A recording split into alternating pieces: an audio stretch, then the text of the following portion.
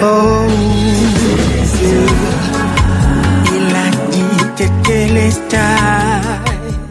Éphésiens chapitre 1, le verset 4. En lui, Dieu nous a élus avant la fondation du monde, pour que nous soyons saints et irrépréhensibles devant lui. Oui, il a dit Tétélestai. Bonjour et bon réveil à tous les auditeurs de Tétélestai, notre méditation quotidienne avec le pasteur Paris Tala.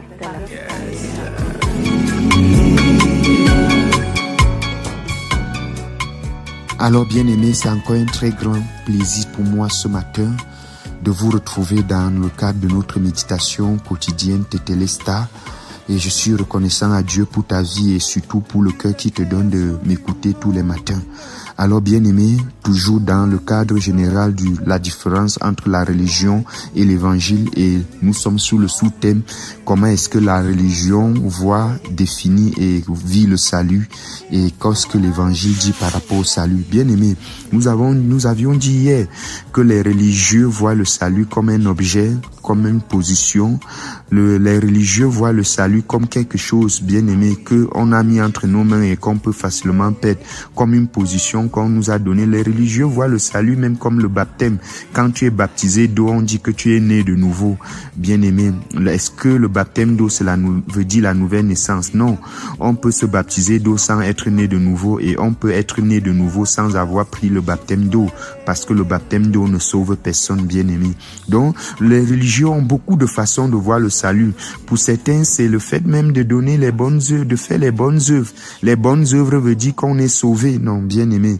Ou les sentiments, c'est certains sans leur salut, ça vient de ce qu'ils ressentent. Les religieux, pour certains, c'est les rêves. Quand ils rêvent, ils ont vu un homme en blanc ou un ange. Du coup, ils concluent qu'ils sont sauvés, qu'ils sont nés de nouveau. C'est aller à l'église. Pour certains religieux, c'est être membre de l'église. Et surtout si tu as un titre comme ancien d'église, diacre, pasteur, prophète, apôtre, bishop, on va dire que tu es sauvé. Bien aimé, il y a beaucoup d'apôtres, de prophètes, de bishops, de pasteurs, d'évangélistes, de diacres et d'anciens qui ne sont pas sauvés. Ils sont reconnus comme tels, comme des anciens apôtres, prophètes, juste dans le sein de leur église, mais Dieu ne les connaît pas vraiment au ciel. Pourquoi? Parce que quand on a toutes ces choses, on parle du salut. Qu'est-ce que le salut, bien aimé? C'est quoi être sauvé? Avoir la vie éternelle. C'est quoi, bien-aimé? Cette vie éternelle qu'on appelle encore la vie éternelle Zoé, c'est le jas de vie de Dieu. Dans Éphésiens chapitre 1, le verset 4, tout à l'heure, on a lu: en lui, Dieu nous a élus avant la fondation du monde pour que nous soyons saints et irréprochables devant lui. Bien-aimé, la Bible dit ici qu'en lui, en qui? En Jésus-Christ. En lisant le verset 3, vous allez voir, il dit: béni soit le Dieu de notre Père, le Seigneur Jésus-Christ, qui nous a bénis de toutes les bénédictions spirituelles dans les lieux célestes en Jésus-Christ, en Christ. Et il dit: en ce Christ, Dieu nous a élus avant la fondation du monde. Bien-aimé, le salut n'est pas quelque chose qui commence le jour où tu dis que j'ai accepté Jésus dans ma vie. Le salut a commencé avant la fondation du monde. En lui, il nous a élus, dont les sauvés, les nés de nouveau, les élus, le sont avant la fondation du monde. Oui, si la religion t'a défini le salut comme venant de toi, c'est normal que toi, à un moment, tu penses que tu as perdu ce salut. Le salut qui vient de toi va naturellement se perdre. Parce que si tu n'arrives même pas à garder ton corps en santé toute ta vie, si tu n'arrives même pas à bien garder ton porte-monnaie ou tes enfants, c'est quel salut que tu penses que tu peux garder? L'homme ne peut pas protéger son salut ni garder son salut. C'est pour cela que hier nous avions lu dans le livre d'Éphésiens chapitre 2, le verset 8 et 9 qui disait que car c'est par la grâce que vous êtes sauvés, par le moyen de la foi. Cela ne vient pas de vous. Le salut ne vient pas de vous. La Bible dit ça ne vient pas de toi. Ce n'est pas toi qui as décidé d'être sauvé. Le salut n'est pas à ta portée. Le salut n'est pas ta propriété où tu peux décider que oui, je vais être sauvé maintenant. Et demain, tu dis que tu ne seras plus sauvé. Bien-aimé, je voudrais te dire ce matin, selon Éphésiens 1, que nous, ceux qui sont sauvés, il y a les élus. Bien-aimé, en fait, tout le monde entier ne sera pas sauvé. Vous le savez, bien-aimé, tout le monde entier ne sera pas sauvé. mais dans le monde entier, il y a les élus. Et ces élus ont été élus avant la fondation du monde.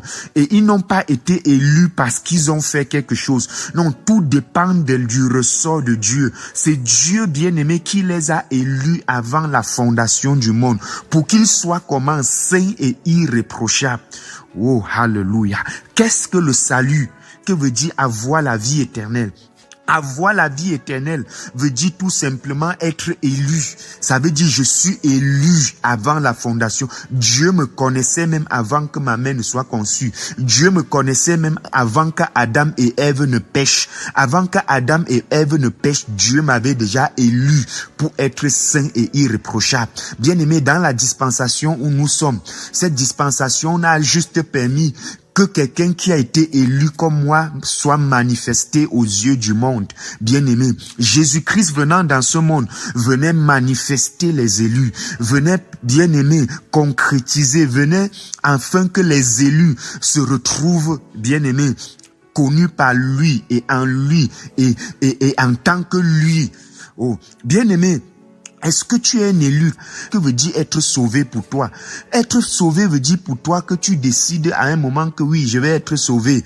Après, tu décides, ou si tu commets une bêtise, ou une œuvre de la chair, ou un péché selon toi. Dès que tu pèches, Dieu dit, donne-moi mon salut, hein? Donne-moi, qui t'a dit de faire ça? Donne-moi ça maintenant. Dès que tu peux pleurer, Seigneur, j'ai volé, j'ai menti. Dieu dit, oh, prends encore, alors prends le salut. Et le lendemain, quand dis-moi, toi qui nais de nouveau et tu perds encore la nouvelle naissance, ça fait il y a combien de fois que tu as perdu la nouvelle naissance et que tu as encore retrouvé? Ça veut dire que par jour, tu peux perdre même 10 fois et tu retrouves. Dis-moi, ton enfant qui est à la maison, quand tu le rejettes même comme ton enfant, est-ce qu'il cesse d'être ton enfant? Et s'il revient vers toi maintenant, en ce moment, tu l'accouches encore? Ou quand ton enfant fait quelque chose qui ne va pas, tu le tues. Après, tu l'accouches encore. Quand l'enfant se repent, tu l'accouches encore. Donc, bien aimé, même les choses naturelles nous fait comprendre que quoi? Ce que c'est que la nouvelle naissance. Ce qui est né de la chair est chair et ce qui est né de l'esprit est esprit. Avoir le salut veut dire que quoi? Dieu m'a pris et il m'a introduit dans le cercle des hypostases, c'est-à-dire de cette qu'on appelle encore la Trinité, je ne sais pas comment tu l'appelles. Et dans ce cercle des hypostases, bien-aimé, je partage la même vie qui coule en le Père, en le Fils, en le Saint-Esprit coule en moi. Et dans ce cercle des hypostases, nous formons une union indissoluble. Ça veut dire que quoi, bien-aimé?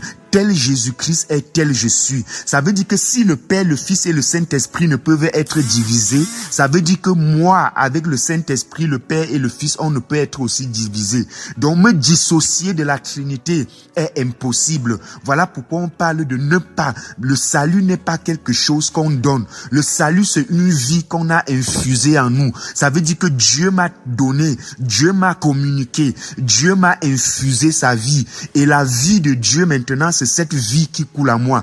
Voilà pourquoi je n'ai pas une identité à part. Et Dieu aussi a une identité à part. Définie. Si je veux me définir maintenant, je me définis en Christ. Ça veut dire que Christ est ma vie. En réalité, la personne que tu as connue avant est morte, s'est arrêtée à la croix. Dieu a mis fin à la race adamique à la croix. Et maintenant, une nouvelle race est sortie qu'on appelle la race christique. Et c'est cette race christique maintenant qui partage la même vie avec Dieu, qui partage la divinité. Et cette divinité est une divinité indissoluble, inarrêtable, je ne sais pas, sans fin, infini. Alors bien-aimé, es-tu sauvé? Quand je dis que je suis sauvé, je suis en train de dire que je suis comme Jésus-Christ, je suis Jésus-Christ et Jésus-Christ est moi. Voilà pourquoi bien-aimé, tel il est, tel nous sommes. Si Jésus ne peut avoir de fin, ça veut dire que moi aussi je ne peux avoir de fin. J'honore le Christ en toi, bien-aimé. Nous allons continuer demain. Tu es saint, tu es juste, tu es parfait en Christ.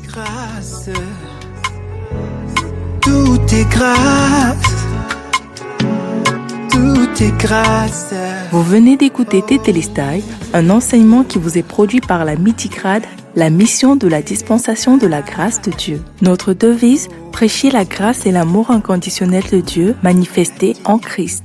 Vous pouvez nous contacter au plus 237 675 27 16 77 ou encore au 237 698 76 73 et 75. Vous pouvez aussi nous suivre en vous abonnant à nos différentes plateformes telles que Facebook Midigrade, YouTube Midigrade, Twitter Midigrade Mission et Instagram Midigrade Mission. Tétélestai, tout est accompli.